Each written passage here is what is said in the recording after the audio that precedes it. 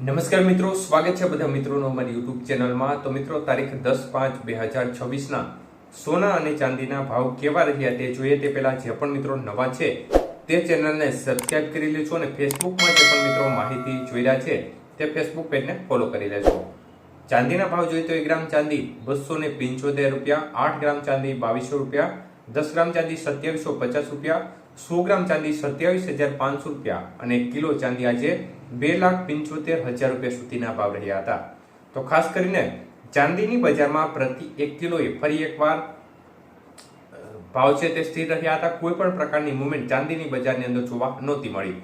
જ્યારે આજના 22 કે સોનાના ભાવ જોઈએ તો 1 ગ્રામ સોનાનો ભાવ આજે 13,970 રૂપિયા, જ્યારે 8 ગ્રામ સોનાનો ભાવ આજે 1,11,760 રૂપિયા, 10 ગ્રામ સોનું 1,39,700 રૂપિયા અને 100 ગ્રામ સોનાનો ભાવ આજે 13,97,000 રૂપિયા સુધી રહ્યો હતો।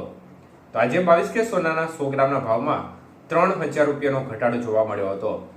જ્યારે આજના 24 કે સોનાના ભાવ જોઈએ તો 1 ગ્રામનો ભાવ આજે 15,240, 8 ગ્રામ સોનું આજે 1,21,920 રૂપિયા, 10 ગ્રામ સોનું 1,52,400 અને 100 ગ્રામ સોનું 15,24,000 રૂપિયા સુધીના ભાવ રહ્યા હતા।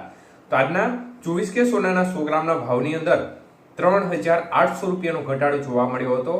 જ્યારે 18 કે સોનાના આજના ભાવ જોઈએ તો 1 ગ્રામ સોનું આજે 11,431 રૂપિયા, 8 ગ્રામ સોનાનો ભાવ 91,448 રૂપિયા, 10 ગ્રામ સોનું 1,14,310 અને 100 ગ્રામ સોનું આજે 11,43,100 રૂપિયા સુધીના ભાવ રહ્યા હતા। તો આજના 18 કે સોનાના 100 ગ્રામના ભાવમાં 3,000 રૂપિયાનો ઘટાડો જોવા મળ્યો હતો।